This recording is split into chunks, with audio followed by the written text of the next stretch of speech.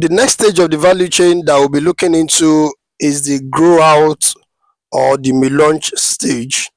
And then, like we have been saying, the focus is what value chain can an employee or a 9 to 5 worker play in without having to risk their money or lose focus or not being able to concentrate on the job that they are doing.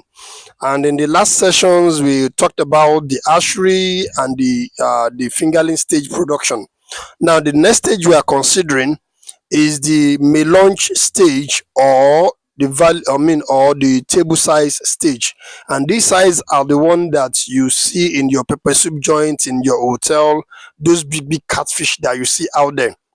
Now, this particular stage require no much attention, just like unlike the arching or the fingerlings production. This gives you a lot of free hands compared to those ones. Like I've always say, the routine is the same. It's just the intensity of operation that differs. The same routine you would do when you are in archery is the same thing you would do when you are doing post fingerlings or fingerlings production. Is the same routine you would do when you are in the melange production or grow out production.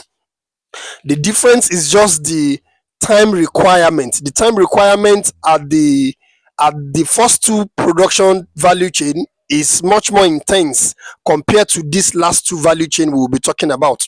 Now, the when you're doing the melange or the grow out stage, it gives you more hands free. When you have your ponds or structure set up in your house, you can attend to them in the morning, give them feed or change their water as early as possible.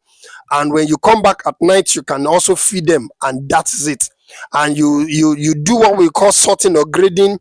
Maybe uh maybe I think maybe like that's about maximum of 2 to 3 times before you sell them out. So if you get good grade, if you get good fish seed, you should not sort more than 3 or maximum of 4 times. You should not grade more than 3 or maximum of 4 times during the production cycle. And the production cycle is usually around between 3 months to 5 months. If you're doing melange, it's 3 month cycle. If you're doing table size, it's 5 month to 6 month cycle. So this gives you more free hand. But the thing is, the profit at this level is not as much as the first two value chain that was mentioned, that is the ashery and the fingerlings production stage. The production, the return on investment at this level, I think should not be more than, or is usually between 20%, 25%, maybe a maximum of 30%. That is even if you are able to do a lot of cost cutting when you are during your feeding process, and you must have some understanding before you can do that successfully. So it is not as much, it is not as profitable as the first two value chain, but it gives you a lot of hands free and can keep your capital intact.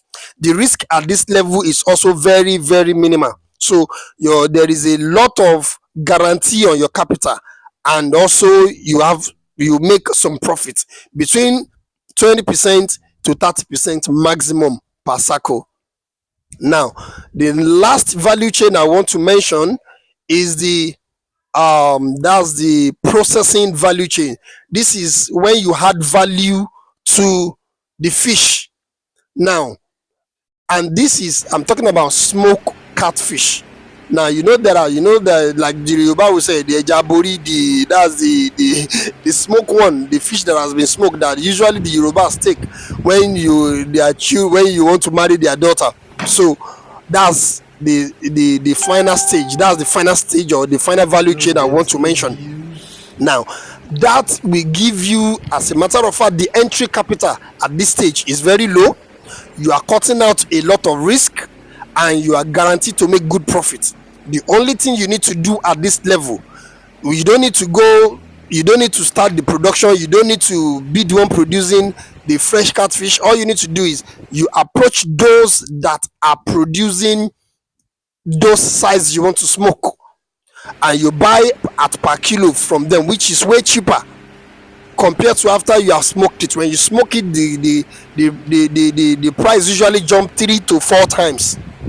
and can give up to good return on your investment too. It can give you between 20 to 30% return on your investment, No debt, no especially when you have gift. backward integrate very well into your marketing, meaning that maybe you did some sample and you use it to market around family and friends, and you have good marketing mantra around it, you have good value addition around it, you are able to make good profit on it, and you can decide, as a matter of fact, at this level, this smoking aspect of it is generally not for the poor.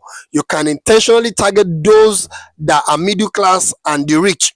They will be willing to pay good money on this, and the time cycle can be even weekly, it can be even daily, depending on how wide your market is. And we'll be talking more about how you can backward integrate into this value chain as a 9 to 5 No employee, debt, no gift. or as a civil servant, or as somebody that wants to create a side business in the agri sector without risking so much. And that will be the end of the comparison of the value chain.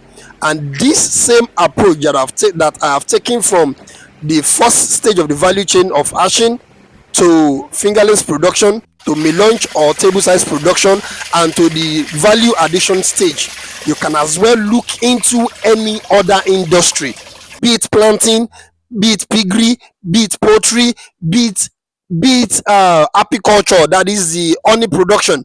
You can look at this value chain. There are different value chain in each of these things that I've mentioned, and you can look carefully into which of these can fit into your timeline, into your budget, into how soon you want to intend to make money.